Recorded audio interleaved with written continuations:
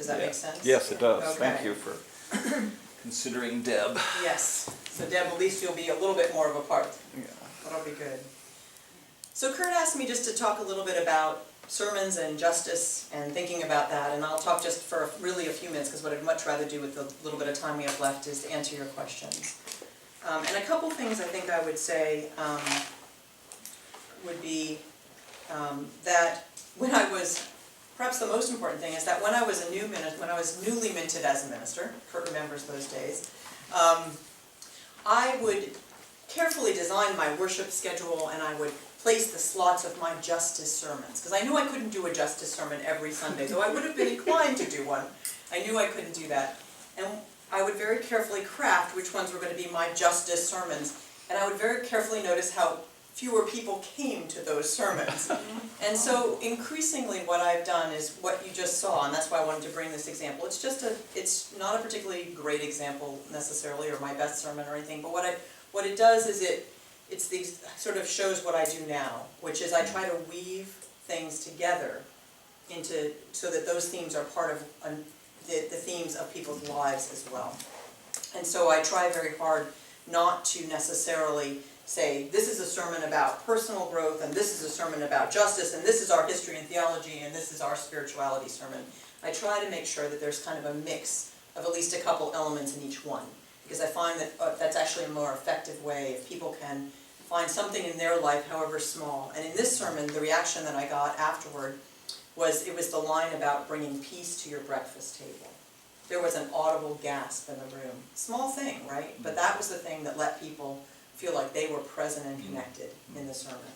And I think that's a very important piece. And of course, as someone who cares a lot about how our congregations welcome people of many, many backgrounds, one of the things I also try to do, this was perhaps not the best example of it, but I also try to be very careful in what examples I use, so that those examples can speak to a variety of experiences and where people are in the world. And that's a very important piece. And it may be, ironically, given the name of the sermon, it may be a very small thing. You know, it may just be a sentence, it may just be a phrase, it may just be a place, but I want people to feel themselves named in the course of the sermon. So that is a big piece of what I'm trying to do with my preaching.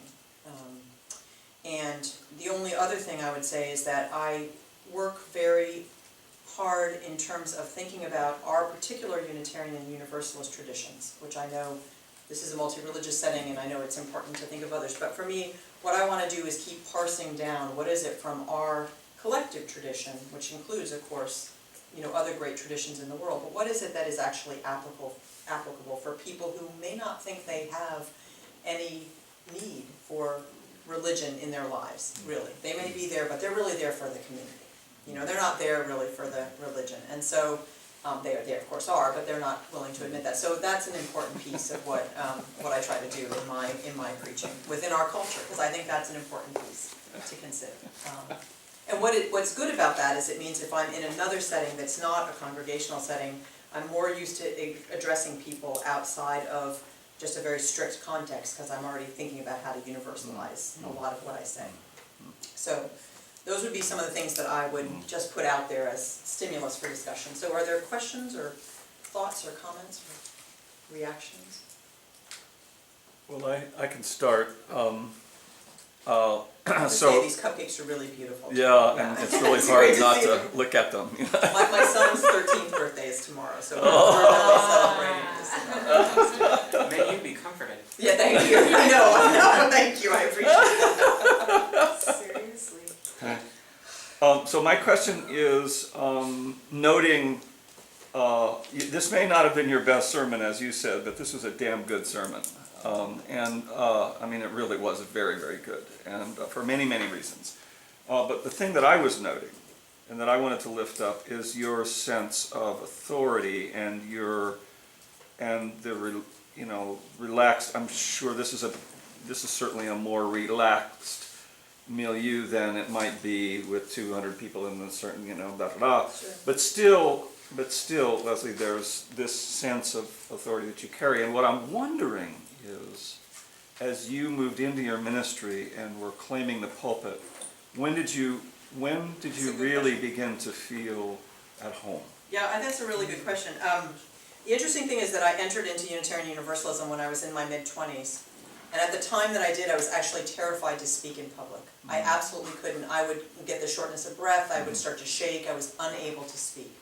And what happened was, as I got involved, and it was on the justice side that I got involved initially in my congregation, they asked me one day, like a year and a half into my time in the congregation, we need someone to present this very controversial project about including a major social justice funding within our capital campaign, and we want you to do it. You know, and of course I was kind of dumb and innocent. Of course they wanted me to do it because anyone else would have been killed doing it. But I got up and did it, and then what happened was I never had another problem speaking in public after that. Oh, It was really interesting. wow. A little bit, I periodically would get a little bit nervous, but not, you know, particularly when we were doing a lot of the anti-racism work, which often you were bringing a message that people really didn't want to hear in the congregations, and I'd have a little bit of that, oh boy, you know, be with me, you know, kind of moment, but it was never like it had been before. And it was like, from that point on, I felt like I was carrying the collective voice. And it was really through the collective voice that I was able to speak in a way I was never able to speak as an individual. And so that's been always a really powerful part of my journey into our faith, is that particular experience. But it has really carried, and one of the things that happened through the Justice GA is, you know, I think I spoke like 5 times in front of the whole assembly of Justice GA this time. Had to speak on humility twice, you know, not even knowing. I was like, what does this mean that you keep asking me to speak on humility? There's something that you should be telling me, you know. But yeah, and you know, there was the same thing. There was not ever a hesitation, because I believed so firmly in what we were doing, and it just carried that. So I think for me, a lot of it is, if your message is your message, then you can carry it clearly, you know, and that's what's really important about it. And I think sometimes we feel that we have a need to carry other people's messages, you know, whether it's a different theological message or a different vision of the world that's maybe more moderate than what some people might consider our message of justice to be, or whatever it is, more tempered. But I think when we're carrying our own message, there's a lot of power in that. Thank you. Any other thoughts or concerns or questions? Well, I'll keep, oh, go ahead. I thank you for the breakfast table Yeah, vision, because it really brought me back to a place I was this morning. there you go. I think many people are at that breakfast table on any morning. And Yeah. so how you weaved it, so even though you didn't specifically mention, you were not mentioning specific persons or places, the point got across. But then also, how, the method of doing what you can do. I think that's, because I know it's through my own congregation, it's a big issue. Things like gay marriage, LGBT issues. Right. I want the world to change like right now. Right, And it gets frustrating when you can't do things. right. So then, being able to communicate, well, do what you can do, even if it's frustrating. Yes, So I absolutely. really know how you weave it all in with the practice. So, Yeah. And one thing that I do really enjoy doing is, you know, taking a couple different parts and throwing, in fact, I actually did a sermon one time where I said, okay, I'm going to throw all these balls up in the air, and then you're going to see if I can catch them all by the end of the sermon. And I threw up 5 completely disparate things, and then I tried to weave them together before the end of the sermon. And what I like about that is that it keeps people trying to figure out how the parts relate, and there's some movement in those different pieces, and that helps people. So it's often, I think of sermons as like a braiding. You know, you have a couple strands. In this case, we had the story, we had, you know, the justice work, we had people's personal lives, and it was braiding those strands over each other so that people could sort of see the whole. So that's an important piece of it, yeah. And then I think, you know, I think sometimes preaching around justice is very difficult, right? Because we're bringing a sense of urgency, and I certainly do the we must get out there now sermons, you know, and we must do this in a big way, and we need to rally. I think that's really important. It is also true, though, that people, many people sitting out there feel like they don't have that kind of drive in them. They don't have that kind of big passion, right? They have small passion, little, every now and then passion, you know, and so they need to figure out a way to harness that. And when we had just come back from General Assembly in June, we had brought a delegation of 55 people, which was one of the largest delegations of any congregation. And, you know, we had, and we're not a large congregation, we're a mid-sized congregation. So, although I have to say the mid-sized congregations we rocked. They were the ones that did really well with that. But the thing was, I didn't need to preach to my most fired up folks. What I needed to do was to let other people feel like if they hadn't been there, they were still okay. Because they'd heard stories all summer about how life transforming it was and how important it was. And, you know, it's sort of to me, you know, the stories in the Unitarian Universalist ministry about the ministers who went to Selma, right? So, I grew up hearing the stories of the ministers who went to Selma, and you went to Selma, then you were someone, and if you didn't go to Selma, then you weren't someone. And so how about the people that didn't go to Selma, right? That they might still care, or they might still want to do something, but for a variety of reasons weren't able to do that. And we had so many people, over the course of last year, say, I'm not well enough to go. I can't do the heat, I can't do, whatever the reason was, and we do have a lot of people who really aren't physically able to go.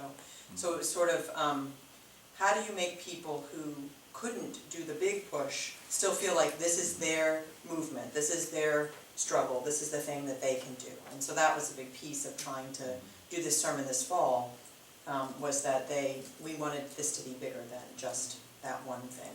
Yeah, I think that's important. That's fascinating. And I think, with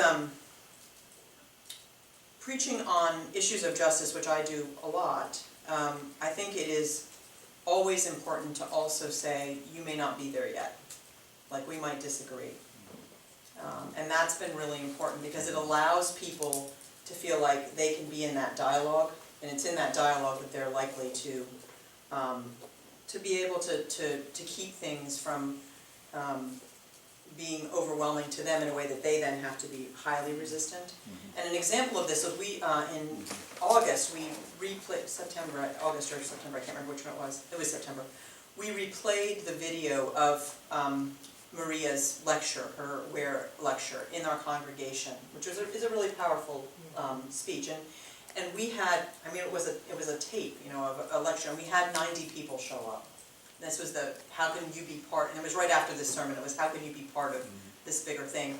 And in that 90 people, one man who's very well known in the congregation, very beloved, but he got up and he said, this is bullshit. These people are illegals and they need to be sent back. He didn't even try to couch it, he just went right for all the worst, most inflammatory, and it was how we responded to him that allowed that whole evening to still be a success, because it was sort of, well, you're expressing your opinion. You're expressing, no doubt, the opinion of a few more people in this group that are willing to say it, so we honor you for being willing to say where you are. This is why we disagree with you. Boom, boom, boom, boom, boom. So taking each of his points and not getting inflamed in his technique.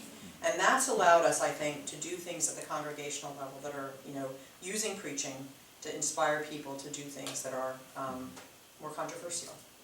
Because when we did marriage equality in Virginia, 7 or 8 years ago, it was controversial. We had people quit the church over it. We've not had anyone. We've had one person quit over immigration. But we had like 5 or 6 people quit over marriage equality, and it was very controversial. It was very controversial that we hung a banner on the front of our church, which was downtown and very visible, So those were very controversial things, and we had to use the pulpit as a way of preaching to support that. And on that, what I would say is that I think there are various ways for preaching for justice, and I think that's really important. One way is to directly address an issue, like, let's say you directly address immigration, let's just take that issue. But the other way for me anyway, preaching on justice issues is to think about what are the themes, the spiritual or theological themes that support your willingness to work for immigration. Well, welcoming the stranger, for example, or really believing in the fact that everyone has inherent worth and dignity, or understanding that we really are in a global system, that we really are radically interdependent in the world in which we live. So how do you preach on those themes, weaving it in and that's another way to begin to use the pulpit to support the work that you want people to do, and with with marriage equality, we really emphasized a lot the importance of the inherent worth and dignity of all and the need for equal rights. And we related a lot of that, and that was the way we got to that issue. And that gave us a lot more power than I think just preaching directly on it, because people get tired and they will very quickly say to you, I've had people say to me, do not preach another sermon on immigration. To which I say, it's really good we have the freedom of the pulpit in our tradition, but it's true, and people will do that. Then don't preach another sermon on the environment, don't preach another sermon on marriage equality, or whatever it is in that time. So I think there are ways that we can use, to me this is like the biggest teaching tool, and we can combine it with other teaching tools, but it is the one that allows us to open up the largest resources and bring them into what we do. And that's how we use the pulpit. So, yeah, I wanted to ask a little bit more about how you, what actually making space for other people who may not be where you are in the sermon, what that looks like. Because I know I can think of at least one occasion where I've said, and you may not, and you may disagree with me on this point, and then I follow it with a but, which probably isn't helpful. Which, it's kind of like I'm validating that they have these opinions, and I'm saying, well, this is why you shouldn't have it. So, so I'm curious to know what that looks like, and I think, I like your approach to drawing out the theological strains and themes that help support an issue, because that is a way to kind of shift people's. If it's not just about this issue, it's about the underlying things. I think that's a good way to address it for people who may not be there. But I'm just curious, what are some of the things you've done? Well, since I know that you have done a lot of anti-racism and multicultural work, I'll just say to you that I'm a big believer in both and not either or thinking. So I never use the word but in a sermon, because I think but is one of those dividing words. It immediately puts you in an either or situation. So, but I think it's important to think about it in a bigger sense. Often you can use the other parts of the service to do this, and so. While this is a preaching class, so we want to emphasize preaching, I think it's really important to think about how you set up the entirety of this service to support what you're saying. And the two ways that I like to do it the most when it's something that I think people may have mixed feelings about are the use of dramatic readings, which I do a lot of. I'll write a lot of dramatic readings to do that. And also, because what you can do in a dramatic reading is you can provide the emotional intensity for a moment that lets people find themselves in that emotional intensity, right? So you can, and you can also bring in humor, you can bring in a lot of things that help people find something as accessible. The other place is in the meditation or prayer. Because in that you can again say, we are not all in the same place. We are not all walking on exactly the same path with exactly the same perspective, and yet we are here, struggling together in this common purpose. And I think there's a real power if you know you're going to be preaching on something that is going to push buttons and is going to challenge people to think about how you use those different elements. Or use a reading that is actually a very different perspective than yours that someone might hear themselves in, and then you can explain gently or unpack why it is that that's not your perspective, but they feel like their voice has at least been sounded in the service somewhere. That's a little more dangerous at times, but it's another technique you can, because it can backfire on you, but it's worth thinking about. It also, I was just going to say, it also makes me think of my Sun Tzu, right? Have you, to shift analogies a little bit, he talks about when you're engaging on a battlefield, you don't actually completely surround your enemy, because then they panic. Right. And if you give people an escape route, then they're more likely to actually retreat. And so, while it's not like they're adversaries or like we're attacking the congregation, that if you're actually sort of expecting that kind of tension, if you sort of surround them on three sides and leave a place for them to retreat gracefully, then they can state their opposition, and there's actually still more of a chance that you can still work with them. It seems to me that you're leaving sort of a pressure valve for the I think, defensiveness. I think also there's an attitude that you're reflecting here around the idea of truly valuing these other people, even if they're opposed to what you are. Mhm. And treating them with the same respect that you would treat people. And meeting them with that clearly on the table of your heart as you approach, so that you, of course, would want to give them a route out. I think that's critical in this work, because we're so charged here, this group, to bring this message of justice in these times because of how desperate things are. And this sounds, kind of obvious to state, particularly with Dr. Mason in the room, but I think it's important to say that, one of the other ways that I think it's really important to leave someone that escape route, which I really agree with, is to be willing to put your own vulnerability up there. For example, when I have spoken on marriage equality early on, one of the things I tell is the story of my own wedding, where I invited one of my best friends who was a lesbian without thinking about what that was like, to just invite her to be part of my wedding, and the mistake that I made and the conversations we had to have after that. And so it allows people not to feel like you're being holier than thou, which is a real danger from the pulpit in an anti-authoritarian culture like the one that we are often in, right? No, because just by standing here, you're generating a certain amount of hostility, right? Because people are like, well, that's what she's doing up there, and all that. And so I think if you're willing to do that, and one of the things I do is preach out of my own mistakes a lot.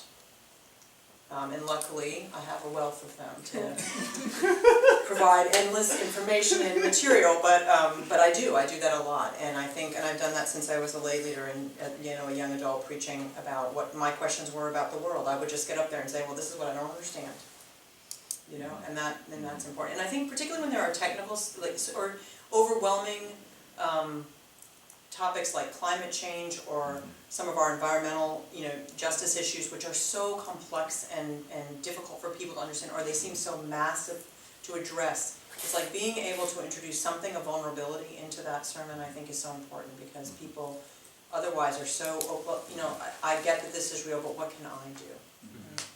I think that's the piece that's hard. Can I add one? Yeah. I guess as I'm hearing the word hospitality, it's like circling everywhere. So even though you preach, like, okay, come with me. Yeah. Yeah, Mhm. that's great. I like that. So I'm hearing hospitality. Yeah, hospitality and humility, which, people were trying to teach me in General Assembly. So, both of those are really important. They really are. Especially this time of year, it's like they're all dinner guests, right? Yeah. You know? Exactly. Would you say a little bit, I don't know, what's your, I'm good for another 20 minutes or so, Okay. but I also know you have to get to other important things. Yeah, I can- the break, yeah, the break and the break, right, dinosaur well, cupcakes. yeah, after the break. Will you say something about your writing process and Yeah. how you put Yeah. things together, and what's that like for you?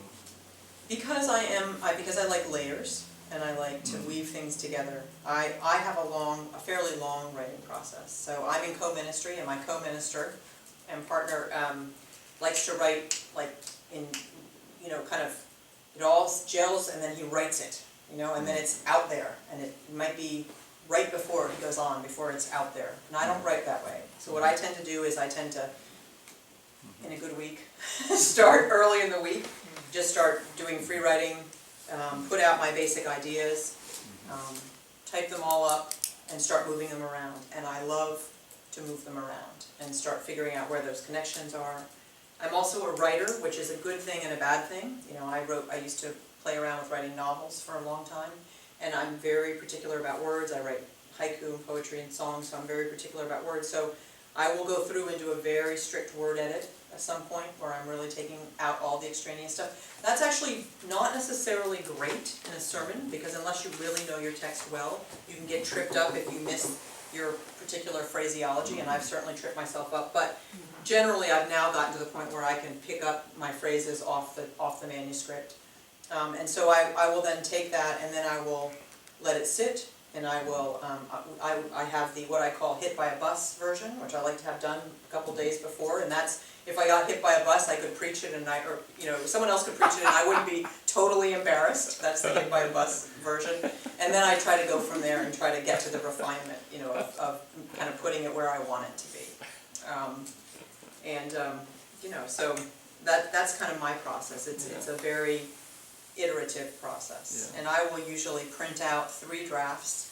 And it's very odd to me about this whole Unitarian thing, how we do all these things in 3s. I'm not sure why that is, but I like to print out 3 drafts, which I read word for word. You know what I mean? It's just and I do that in my sermons. I always have the 3 examples. So I make myself lately go have 2 examples or 4 examples. It's like, why do I always have 3 examples? So, exactly. So, but I try to print out 3 drafts that I'll actually really tear apart. And the first couple ones I will tear it apart. It'll be all marked up, and then I'll put it back together. And again, that comes from being a novelist and working for years and years on a single manuscript, and wanting the words to be where they are and the ideas. But I'm not quick that way, so it takes me that time to do it. And I think that's the thing that's so critical is to be able to really determine what it is your style truly is of crafting these things and how it feels. I mean, sometimes it will go quicker than others, of course.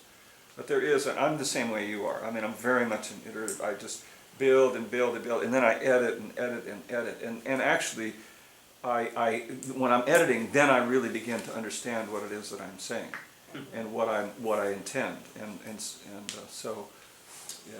And I guess the other thing I would say, My mentor when my second year in ministry was Jim Hobart. Yeah. And he would write the sermon on Sunday morning. that he was delivering it. That he was delivering. He had built it all week, he had all these things, he had all these files, and then he sat down Sunday morning, really early before the service, and wrote the sermon. That's everybody's different. Well, that's what I think. I would. Every- like heart attack. Everybody's different, yeah. And yeah. So I'm sorry, No, that's good. I guess the other thing I would say is that, it has been my experience that I have preached in a lot of settings where I have not been welcome as a preacher. And for reasons, for whatever reason. In my first call, I was called into a ministry that had begun as a single ministry and became a co-ministry.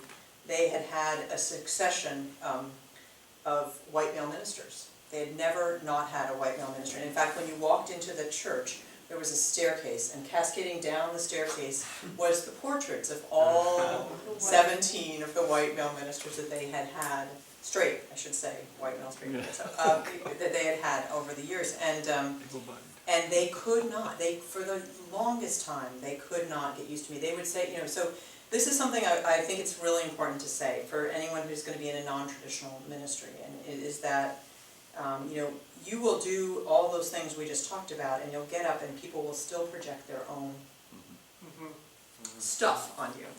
And, and they really will. And, people would get up and say, you have the most grating voice I have ever heard. I cannot stand to hear you speak. We actually had our first year evaluation. Do not allow her to speak, for she has such a bad voice. And it was that was the extent to which people could not hear me in the pulpit.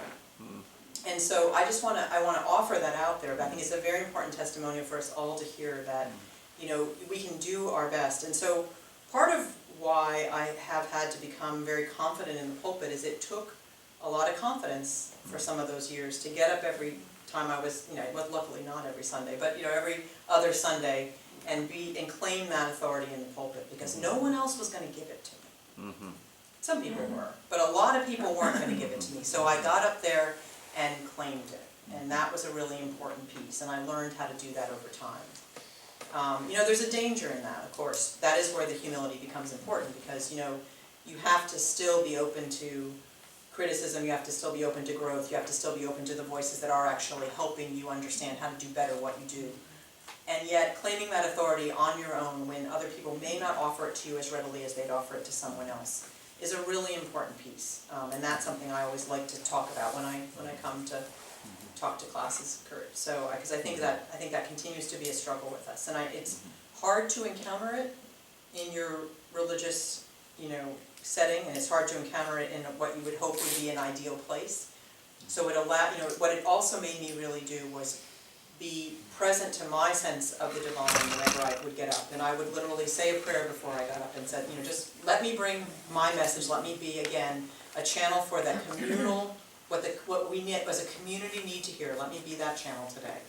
And I would do that because no one necessarily would allow me to do that. So I think that's a really important thing to say. And when I, back in the days when we were doing the early anti-racism work, I had the experience of going from being the beloved young adult leader that everyone, kind of the favorite head of the congregation, to suddenly being the shrill anathema of the congregation, because every time I'd get up, I'd talk about stuff that they really didn't want to talk about.